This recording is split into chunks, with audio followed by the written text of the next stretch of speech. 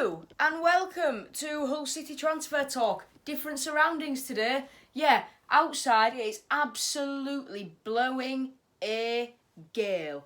So, and you know what wind is like with audio. It is an absolute killer for any decent sound you want whatsoever. So, I am just sitting in my bedroom doing this one. I'm still using my fancy bit of equipment, which I can't get to. It's not far enough up for you to see what I'm holding, but yeah, I'm holding something which does what I need it to do. You can't see it, but yeah. So if we were walking around, I'd be just saying what I've just said, and let's get into it. Starting off with the new signing this week, Greg Doherty. Now, I made it very clear yesterday that it was a fantastic signing. It's honestly one of the best deals we've done this window. Getting Malik permanently was massive. Getting, Louis Coyle and Josh Emmanuel was massive. But, something like this, it's a player who's young and hungry and wants to do well. And he's been on the books with Rangers, so he's clearly got something about him, which I think will be very good. So I think that is a massive, massive, massive win for us. And I think that deal will be absolutely fantastic. Then the only outgoing this week is Elliot Bonds. Elliot has gone to Cheltenham on loan. He's done the move that Jacob Greaves and Max Sheaf did last year. And it worked out very well for them. They both got regular game time. And I think Elliot Bonds will do the same. McCann grades him very highly. And, I think Elliot will come back in after a year in League Two. He'll do very well for them, I hope. And he'll come back a better player as Jacob and Max have done. But yeah, that's all there is in terms of actual done deals. Now, there's very few rumours this week. There's only 2 coming in and 3 going out. And the 3 going out are extremely, extremely unlikely, I'd say. So we'll start off with the ins. According to a page, Nottingham Forest page called From the Trent, City are heavily interested in Tyler Walker. Peterborough also interested. The deal for City looks more than likely to go ahead. Now, this has been radio silenced since that report came out on Tuesday.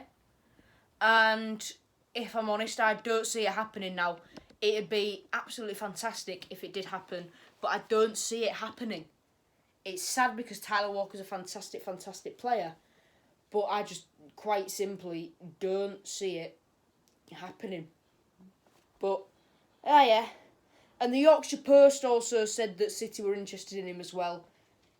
But yeah, I think he's more likely to go to Peterborough because they've just been offered 10 million for Ivan Toney. So they've got a lot more financial power in this situation than we have. But yeah, Tyler Walker is a player I like. Proven at this level. He's not going to get in Nottingham Forest, is he? But, yeah. So, decent. It'd be a decent signing with Tyler Walker. But I've said that that's from the Trent and from the Yorkshire Post. The Yorkshire Post also said City have again been linked with Scott Fraser. Now, we were linked with him right at the start of the rumour mill when Dicko was linked to AEK Athens and Scott Fraser was the first player that was linked to us, and McCann said, "Okay, he's a good player." Yeah, Scott Fraser, he's a free agent after leaving Burton, 25 years old, centre mid. If we do want another centre mid, and we'll get onto squad depth later on in the video, Scott Fraser should be top of our list. He's free. Let's get him in if we can. But Stoke are interested in him as well, so I'm not sure where it goes, but he's another one I'd like to get in. And this one I think is more likely than Tyler Walker. Also, McCann said this week that a centre-back is close to being through the door. So, I don't know who that is, but we'll find out in due course, won't we? Anything else off the top of my head which I've not got written down here? No. So, that's it for in rumours. Now, it's to the outs. According to Football Insider, Ryan Tafazoli is wanted by Wycombe Wanderers. Now, this has then been reported by Hull Daily Mail and whatever, but it's the original source that this comes from which interests me. Football Insider, they've linked De Silva away before, and quite simply, nothing has come from it. So I'm not sure how much I believe that rumour, and obviously Tafazoli would be a big loss. It'd be an absolutely massive loss. But if you don't believe that rumour, then this next one, you'll think it's absolute dog poo. Because apparently Everton want to sign James Scott for their under-23s. Newcastle, Crystal Palace and Leeds are all monitoring the situation. Now that's been reported by Team Talk, and let's face it, Team Talk aren't the most reliable of sources. If anything, a lot of the stuff that comes from them is absolute just bollocks. But yeah, Scott to Everton, find it unlikely. He's just been called up to Scotland's under-21s. I don't get why he'd leave regular football every week to go and do the same job as Josh Bowler, i.e. sit in the stands and, just turn up to, training 3 times a week, play a game once or twice a week, and it's not even in a competitive league. It's not one which you'll really, really care about. Because the aim is to get up and you don't care about anyone else, you just care about yourself. But Scott, I think he'll stay. He's just joined us. I'm not being funny. He's played 7 games for City and he's not exactly done much, has he? So I don't see Scott going. I think he'll be brilliant for us in League One. But if you don't believe that one, then you're going to think this one is absolute horse poo. Because according to a guy called David S. Journo on Twitter, Derby want to replace Chris Martin, who has just left. Yeah, as you would. But they want to replace him with Josh Magennis. Replacing one Hull City donkey for another, I see. No, Magennis to Derby, let's face it, it's absolute bollocks at the end of the day. It's absolute bollocks. So that's the end of that then. Now, on to some other stuff. We're going to talk a little bit about the kit first. We had a video on fixtures earlier today. We're going to talk a little bit about the kit now. Because Tiger Leisure, City's store in Prospect Centre in Hull, is reopening tomorrow as I'm recording this. Tomorrow as I'm putting this out. It's reopening on Saturday. It's reopening on Saturday the 22nd.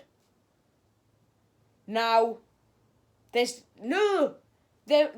stressed they're only selling the training gear. Because no kit has been released yet.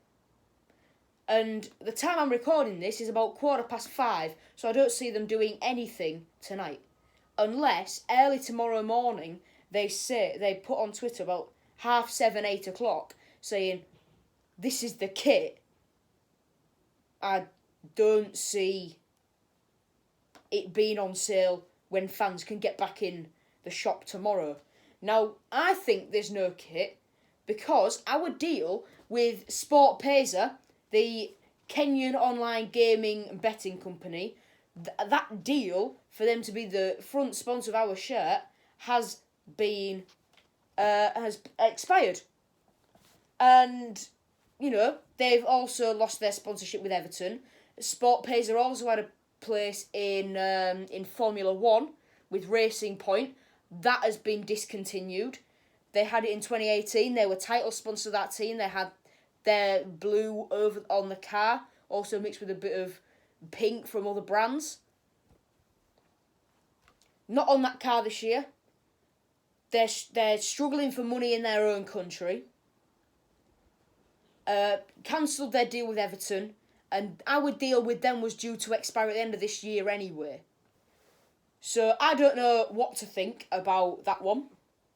That's the only reason I can think we've not put the shirt out yet, because pretty much every other team has released theirs, as far as I know. So I could only think it's no sponsor. Now, if we can't get a sponsor, it's been said by some fans on Twitter that we should put it to a bit of, passionate movement, no room for racism, Black Lives Matter, things like that. And just have that on the front of our shirts. And I would 100% do that. I would happily walk around with, instead of a betting company on the front of my shirt, or in my case, because I'm, not that tall yet, just a blank shirt. I'd happily walk around with Black Lives Matter or anything like that on the front of my shirt. But it's a case of, do City want the money over the propaganda? Because Huddersfield last year, they had their sash kit, and that all went to pot, didn't it? They got fined for that, and before they could announce it was a joke, they kind of got bit done for it all over social media. The FA did them in for it because it has to be a certain way, the sponsor, and they had it as if, ooh, girlies hen party, our last dance. Nah, I'm only kidding. But yeah, so that's why I don't think there's any kit. I find it weird. And once they actually do release kits, watch them release the away one before they release the home one. That would just be so Hull City. But what do I think? What do I want from the kits this year? I think me and my dad have said this. I think the home kit will go back to stripes this year. I think it'll be more the year when we're in the Premier League sort of vibes. It won't be when we got promoted in 2016 where it was like the pinstripes. It will be full on stripes that we had under Marco Silva when we had all those good players, and that we had under Slutsky and Adkins. And I think we will revert back to that. In terms of an away kit, they seem to be alternating between white and black. And last year it was white, so I can see it being black this year, a fully black away kit. And black kits are smart. They're extremely, extremely smart. But I was kind of hoping for. I want something a bit more dynamic, if you know what I mean. So maybe something a bit more, pushing the boat out. Maybe like a blue, or go to the extremes of our 2016-17 third kit and make it like a pink or a purple. And in terms of goalkeeper kit, that'll be green. That will be green. That's pretty much nailed on to be green. We always have a green goalkeeper kit. But, I want them to push the boat out a little bit. We don't need to be just like a corporate club anymore. We need to just push, get the name out there. If we have fans from abroad supporting us because of the kits and them being a little bit eccentric, oh well, it's good. More publicity to the club. At least there won't be full-on plastics like Man United fans who live in London. I'm only kidding. Anyway, on to squad depth now. That's the end of the kit rant. On to squad depth. So, we're going to just discuss what the squad is looking like. We're going to go through every position, see what the depth is, and then I'm going to pick my best team in McCann's formation, which is still a bit wrong. So, the three goalkeepers that we've got are George Long, Matt Ingram, and Harvey Cartwright this year. No Will Mannion. He's gone to Cyprus. Oh, speaking of which, yeah, some of the players that we've released, Lee High still don't have a club, neither does Kingsley or Torrell Stewart. But Robin McKenzie today signed for Gillingham, who we play on the first day of the season. Norbert Balog has signed for a team whose name has completely slipped my mind. And a few days ago, Will Mannion signed for a team in Cyprus called Paphos. So it'll be interesting to see what that move brings for him. But, Yeah, so 3 goalkeepers are Long, Ingram and Cartwright. I still think George Long is our best keeper, contrary to some fans' opinions. And Ingram will be our backup and Cartwright will be third choice. We might see him go out and learn a little bit this year. But I think we've got a good roster of goalkeepers there. At right back, we've our 2 new signings, Louis Coyle and Josh Emmanuel. Louis Coyle will be suspended for the first 2 games of the season for Gillingham away, and I believe it's Crewe Alexandra at home, which is a bit of a bummer. But Emmanuel's more than capable, I believe. So Coyle and Emmanuel. Then at centre, our 6 centre backs this year: Device, Burke, Tafazoli, McLaughlin, Greaves, and Festasata. And McCann said there's another one on the way. We've got a very tasty centre-back lineup. I think if McCann's going to bring another centre-back in, it needs to be an experienced head. He needs to bring in someone who's slightly older, maybe, 31, 32. Bring Device and Burke on. It'll bring McLaughlin on. It'll bring Greaves and Festasata along. And any young centre-backs we've got in the academy as well, such as Andy Smith. There's Jake Leake as well. Those guys, if you have them around Cottingham and have that experienced head there, a bit of... You stick them with the coaches and then you've got that experienced head to learn from, you'll be able to see improvements. And so, centre-backs, looking very tasty, our roster this year. Then left-backs, Elder, Fleming. In the academy, we've got Matty Jacob as well. I believe Jake Leake can also play there. Very, very decent. Elder will no doubt be our first choice, but Fleming, he won't have to get past Kingsley in the pecking order this year. He won't go out on loan, so that'll be very good for Fleming because he'll be in and around the first team squad. And with Elder's injury record, the way it is, I think Fleming might get a bit more game time this year. Now, centre mids. There's 5 of them. Batty, Smallwood, Doherty, Honeyman and Sheaf. I don't believe I've missed any. Oh, Callum Jones, 6. Callum Jones as well. He's more attacking. So we've got Batty, Smallwood, Doherty, Honeyman, Sheaf and Callum Jones. These lot, I think some of these lot will thrive this year. Sheaf will get more game time. Jones might play a little bit more. Smallwood will bring him on with his experience. Honeyman, he's played at this level before. He can develop. Not to forget, we've got Leo Da Silva as well, who looks like he might be on his way out because he's not been at pre-season training and apparently he's been given permission to talk to clubs. But if you chuck Leo Da Silva in there as well, if he stays, our midfield is so strong. It's not as strong as it was last year with Stewart, Toral, whoever, but it's still extremely, extremely good. Then our 2 right mids, we've got Malik Wilkes and Martin Samuelson. I believe James Scott can also play there. On the left, Scott and Keane Lewis Potter. Then Malik Wilkes and Martin Samuelson can both also go on that left-hand side.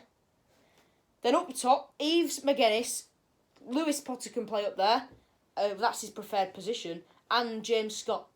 Now, and with Tyler Walker maybe coming in, looks tasty. Anyway, now we're going to pick what I would say is our best team in this 4 Quattro Tres 4-3-3. Don't know what it is in Welsh formation. I'm going to have a guess at it in Welsh actually. I've just offended every single Welsh person watching this video. I am so sorry. So in goal, I'd go for George Long. A back 4 of Louis Coyle at right back, with Device and Burt, the 2 centre backs. Device wearing the armband, with Elder at left back. Central midfield, I'd go for Leo Da Silva, Greg Doherty, and Richie Smallwood. Sorry, Dan Batty. Honeyman's got the heart and the passion, but his ability is he's not on the level of Da Silva. On the right, we'd have Wilkes. On the left, we'd have Scott. Then up top, I would play Tom Eaves. I was thinking about KLP, but Eaves in this division has a fantastic record with Gillingham. So I am very excited for Tom Eaves. If we play the right way, we can absolutely make absolute. We can